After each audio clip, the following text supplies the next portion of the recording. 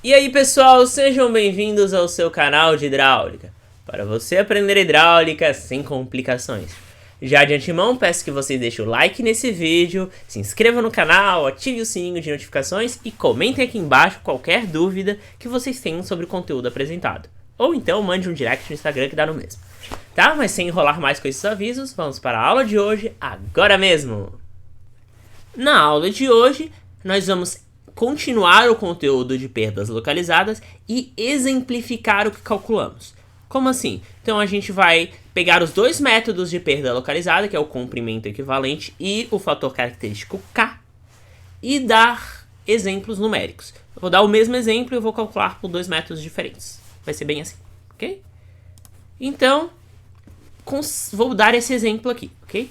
Considerando um sistema hidráulico predial de abastecimento de um chuveiro, esse daqui, funcionando a uma vazão de 1 litro por segundo, com uma tubulação de PVC de 25 mm de diâmetro, área aproximada 0,005 m², e fator de atrito 0,018. Como o objetivo do exercício é perda de carga localizada, eu já dei o fator de atrito calculado para não precisar perder tempo, ok? Mas nos exercícios mais complexos a gente vai ter que calcular o fator de atrito. Não vamos fugir disso. Calcule então a perda de carga total entre o ponto A, esse ponto aqui, e o chuveiro, utilizando o método geral das perdas localizadas, ou fator K, e depois pelo método dos comprimentos equivalentes. Okay? Considere gravidade 9,8. Então o que acontece? A água está passando por aqui, ela passa por diversos acessórios e chega no chuveiro. Conforme ela vai passando pelos acessórios, ela vai perdendo energia de forma localizada, de forma pontual. E conforme ela vai avançando pela tubulação, ela perde energia de forma distribuída. Tudo certo? Aqui não está indicado, mas esse registro aqui é uma válvula de gaveta e esse daqui é uma válvula de globo e ambas estão abertas. Tudo certo? Então, a primeira coisa que a gente vai fazer, que é comum aos dois métodos, é... O que a gente faz? Adivinhem? Calcular a velocidade. Por quê? Porque talvez a gente precise dela. Tudo certo? Então, como é que a gente calcula a velocidade? Vazão igual a velocidade vezes área e velocidade igual a vazão sobre área. Qual é a vazão? É 1 litro por segundo, passando para o Sistema Internacional de Medida, dá 0,001 metros cúbicos por segundo, e a área já foi dada, que é 0,0005 metros quadrados. Fazendo esse cálculo, a gente tem que a velocidade é 2 metros por segundo. Tudo bem? O próximo passo seria já calcular a carga cinética, tá? Mas, nesse exemplo eu vou pular, porque a gente não vai aplicar a equação de energia. Mas eu sugiro vocês calcularem, porque até facilita no cálculo da perda localizada. Mas, só para ser mais rápido, eu não vou calcular a carga cinética. Eu vou para a segunda porção do exercício, que é calcular o comprimento real. Ela é também comum aos dois métodos. Então eu vou calcular o quanto de tubulação física eu tenho de verdade. Então, por exemplo, eu tenho um trechinho de 3 metros, eu tenho um trechinho de 1,2, eu tenho um trechinho de 3,5, tem um trechinho de 0,9. E aqui é só um toquinho, ele não é trecho. Então eu vou somar todos esses trechos e eu vou descobrir que eu tenho um total real de 8,6 metros de tubulação. Ok? Acabou as preliminares. Então vamos agora para os cálculos de cada método. Vou começar pelo método do K, que é a equação geral. Então o que a gente faz? Primeira coisa é determinar o K de cada acessório. Então eu vou calcular o fator K. Então, tirei ao caderno porque eu vou montar essa tabela. Montem essa tabela, não inventem. Montem essa tabela porque vocês não vão se confundir. Então, isso é tabelado. O joelho de 90 ele tem 0,9, a válvula de gaveta aberta tem 0,2, o T lateral tem 2, o T de passagem direta 0,9 e a válvula de globo aberta tem 10. Então, como a vazão é a mesma e o diâmetro também, toda a tubulação, a carga cinética não muda.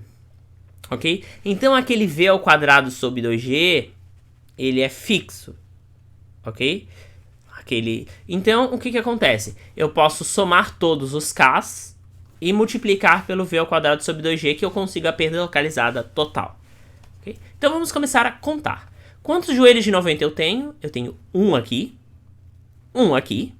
e um aqui. Não se esqueçam, sempre vai ter um joelho de 90 antes do chuveiro, porque a água não vai para cima. Ok? Então, eu tenho 3 joelhos de 90, ok? Quantas válvulas de gaveta aberta eu tenho? essa é a válvula de gaveta, eu tenho uma apenas. Tudo certo? T de passagem lateral. T de passagem lateral é quando tem um T e faz uma curva. Que é esse daqui, ó. A água tá vindo daqui de baixo e ela vira pro chuveiro pra cá. Ela também vai virar pra cá, mas eu só tô avaliando esse trecho. Então ela tem uma T de passagem lateral. Ou T de saída lateral. Um T de passagem direta eu tenho esse T aqui, ó. Porque a água tá vindo pra cá e passando por esse T.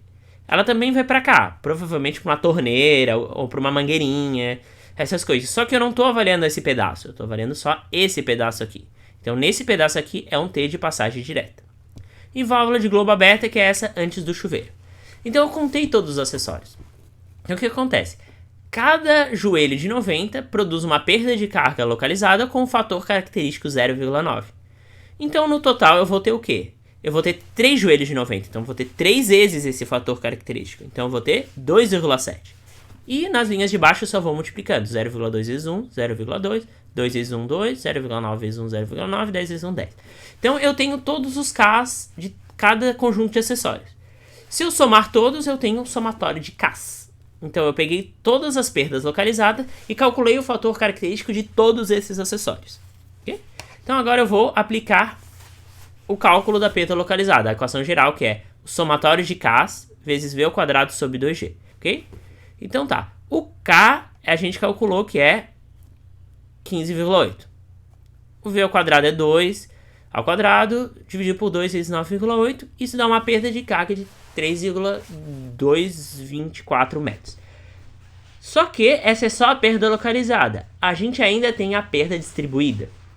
Como é que a gente calcula a perda distribuída? Fórmula universal da perda de carga. F vezes L vezes V ao quadrado sobre 2dg. Como a gente está calculando só a perda distribuída, o comprimento que a gente usa é o comprimento real. Okay? Como a gente calculava anteriormente. Então F é 0,18. Num exercício direito ou num projeto a gente teria que calcular. O L real é 8,6, o V ao quadrado é 2 ao quadrado, o 2 é 2, o D é 0,025 e o G é 9,8. Então a perda de carga distribuída é 1,264 metros. Agora vamos calcular o que? A perda total. A perda total é igual a perda localizada mais a perda distribuída. Então a perda total é igual a 3 metros mais 1 metro. A gente tem que a perda total é 4,488 metros. Se vocês observarem bem, a perda de carga localizada está muito maior que a distribuída. Ou seja, esses acessórios estão sendo muito mais significativos na perda de energia do que a própria tubulação. Isso é muito importante verificar. Ok? Calculamos a perda de carga total pelo método da perda localizada. Agora vamos pelo método do comprimento equivalente. O que o método do comprimento equivalente faz? Ele transforma todos os acessórios em tubulações retas. Ele equivale. Então a gente vai ter uma tabela parecida, só que em vez do fator K a gente vai ter o comprimento equivalente, ok? E vamos contar, a contagem é a mesma, né? Não precisa fazer. Temos 3 joelhos, temos um T de passagem direta, um T de saída lateral, uma válvula de gaveta e uma válvula de globo. Okay? Então tá, um joelho de 90 equivale a uma tubulação de 1,5 m. Esses 3 joelhos de 90 são como se fosse uma tubulação de 4,5 metros de comprimento. Essa válvula de gaveta é como se fosse uma tubulação de 30 centímetros de comprimento e assim por diante. Então todos esses acessórios, se eu somar todos esses L equivalentes, eu vou ter que todos esses acessórios podem ser equivalidos a uma tubulação reta de 23,8 metros de comprimento. Okay? Então é só multiplicar, somar e pronto. Agora eu vou calcular o comprimento virtual. Eu vou juntar o comprimento real com todos os comprimentos equivalentes dos acessórios. Então eu vou somar o comprimento real com todos os comprimentos equivalentes. Então esse sistema aqui cheio de acessórios é como se fosse uma tubulação reta inteira de 32,4 metros com relação à perda de carga. Ok? Então eu tenho agora virtualmente uma tubulação reta de 32 metros e 40 centímetros. Então eu vou calcular a perda de carga como se fosse a perda de carga distribuída. Então eu vou aplicar fórmula universal. Só que o comprimento agora é o comprimento virtual, porque eu estou equivalendo a uma tubulação grande. Então eu vou ter F vezes L virtual vezes V ao quadrado sobre 2dg. Então, substituindo tudo, né, eu tenho que a perda de carga total é de 4,761 metros. Deu parecida. Claro, tem que dar parecida, não vai dar igual porque tudo tem aproximações. Mas deu parecida. Então tá. Os dois métodos têm suas vantagens, os dois métodos têm suas desvantagens. O método K, às vezes, ele é mais demorado porque a gente tem que somar com a perda de carga distribuída, a gente tem que fazer mais multiplicações. Só que ele é útil em alguns casos, como por exemplo ampliações e reduções. Ampliações e reduções não têm comprimento equivalente. Elas têm um fator K calculado a partir da relação das áreas. Então a gente teria que somar essas perdas distribuídas com aquelas perdas localizadas. Mas é basicamente isso. Quando o comprimento equivalente eu prefiro, porque ele calcula a perda de carga uma vez só, e a gente só tem que fazer essa soma aqui, que é fácil. Tudo certo? Então tá. Na próxima aula eu vou apimentar um pouco os cálculos, eu vou dar um exemplo de cálculo iterativo hidráulico utilizando perdas localizadas. Porque às vezes os professores cobram cálculos iterativos, é importante a gente saber. Tudo certo? E depois eu vou finalizar com um exemplo de prova, tá? Então, se você gostou dessa aula, não se esquece de deixar o likezinho, comente as dúvidas e até a próxima!